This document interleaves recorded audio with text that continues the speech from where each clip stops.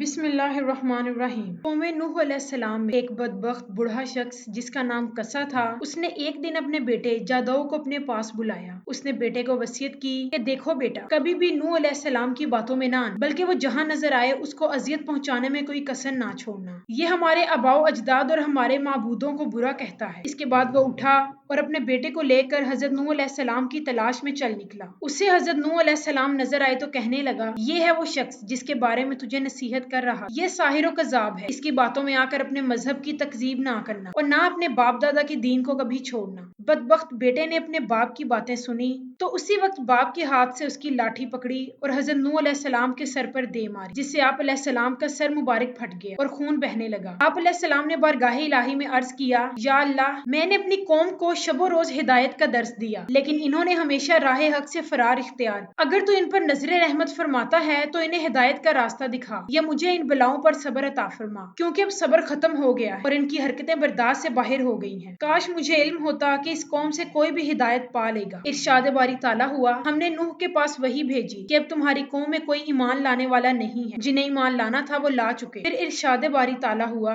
اے نوح، اب ہدایت پانے والوں میں نہ تو باپ کی سلبوں میں اور نہ ماؤں کے ارحام میں کوئی باقی رہا ہے۔ تو پھر حضرت نوح علیہ السلام نے عرض کیا، اے رب العالمین، تو خطہ زمین پر کسی کافر کو زندہ نہ رکھ۔ حضرت نوح علیہ السلام کی یہ دعا قبول ہوئی اور عذاب کا حکم جاری ہو گیا۔ امام ابن کثیر نقل کرتے ہیں کہ حضرت نوح علیہ السلام کی ولادت حضرت آدم علیہ السلام کی وفات کے 126 سال بعد آپ علیہ السلام کا شمار اللہ تعالیٰ کے ان جلیل القدر انبیاء میں ہوتا ہے جن کا تذکرہ قرآن پاک میں فرمایا گیا ہے، اور قرآن پاک میں 28 سورتوں میں آپ علیہ السلام کا ذکر موجود ہے۔ آپ نے پیغمبروں میں طویل ترین عمر پائی، اس کے باوجود آپ علیہ السلام کا کوئی دانت نہ گرا اور نہ کوئی بال سفید ہوا۔ عبادت و ریاضت کا یہ علم تھا کہ دعوت تبلیغ کے باوجود ہر دن اور رات میں 1000 رکعت ادا کرتے، اور آپ علیہ السلام کو ہی اس سلسلے میں اولیت حاصل ہے کہ آپ علیہ السلام کی بددعا سے امت ہلاک، باوجود اس کے کہ آپ علیہ السلام کی قوم کے لوگ سخت اذیتیں دیتے، لیکن پھر بھی آپ علیہ السلام نے ان کے ساتھ حسن سلوک فرمایا، یہاں تک کہ آپ علیہ السلام ان کے گھروں میں جا جا کر تبلیغ فرماتے، جس کی وجہ سے لوگ آپ علیہ السلام کو مجنون اور دیوانہ کہا کرتے تھے۔ ایک قول ہے کہ طوفان نوح علیہ السلام سے قبل قوم نے آپ کو اس قدر ایذائیں دینا شروع کر دی تھی کہ وہ آپ علیہ السلام کو اتنا مارتے کہ آپ کے اعضاء ٹوٹ جاتے اور آپ شدت تکلیف سے بے ہوش ہو جاتے۔ وہ آپ علیہ السلام کو اٹھاتے، کمبل میں لپیٹتے اور اس خیال سے گھر پھینک جاتے کہ اب یہ مر جائیں۔ کئی بار ایسا ہوتا کہ گھر میں پھینک کر اور اوپر پتھر بھی ڈال دیے جاتے۔ رات کو جبرائیل علیہ السلام آتے، پتھر اٹھا کر پھینکتے اور آپ کو وہاں سے نکالتے، اپنے پروں کو زخموں پر ملتے جسے زخم فوراً ٹھیک ہو جاتا۔ اگلا دن ہوتا تو آپ علیہ السلام پھر قوم کو گمراہی سے نکالنے کے لیے نکل پڑتے۔ تاریخ طبری میں ہے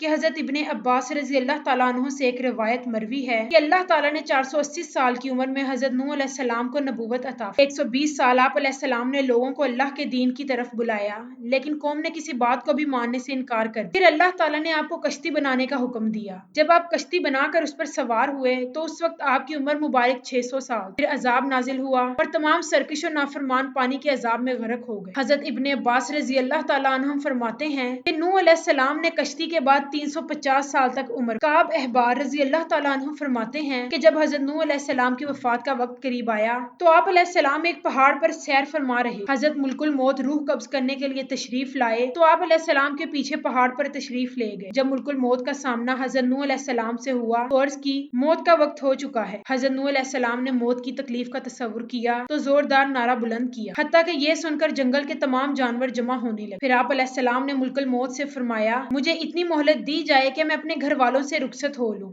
چنانچہ ملک الموت نے کہا کہ مجھے اس کی اجازت نہیں کہ مہلت دی جائے۔ یہ سن کر آپ علیہ السلام نے فرمایا، اس جنگل میں میری نماز جنازہ کون پڑھے گا؟ ملک الموت نے کہا، ابھی جبرائیل علیہ السلام ملائکہ کی ایک جماعت کے ساتھ سفر میں ہیں جو اسی مقصد کے لیے آ رہے ہیں۔ یہ معلوم ہوا تو آپ علیہ السلام وعدہ الہی کی تکمیل کے لیے رضامند ہو گئے۔ اسی اثناء میں حضرت جبرائیل علیہ السلام تشریف لائے اور دریافت کیا، انبیاء میں سب سے طویل عمر پانے والے آپ علیہ السلام نے دنیا کو کیسا پایا؟ حضرت نوح علیہ السلام نے فرمایا، یہ دنیا اس مکان کی مثل ہے جس میں 2 دروازے ہوں، ایک سے داخل ہو اور دوسرے سے نکل جا۔ اس کے بعد ملک الموت نے آپ علیہ السلام کی روح قبض کر لی، چنانچہ فرشتوں نے آپ علیہ السلام کو غسل دیا اور وہیں آپ علیہ السلام کی نماز جنازہ پڑھی۔ کہا جاتا ہے کہ آسمان کی مخلوق کسی کی وفات پر ایسا نہ روئی جتنا وہ آپ علیہ السلام کی رحلت پر۔ دعا ہے کہ اللہ تعالی ہم سب کو نیک اعمال کرنے کی توفیق عطا فرمائے۔ ناظرین، امید کرتی ہوں کہ یہ ویڈیو آپ کو پسند آئے۔ ویڈیو کو لائک کریں، شیئر کریں اور ایسی مزید ویڈیوز دیکھنے کے لیے میرے اس چینل کو سبسکرائب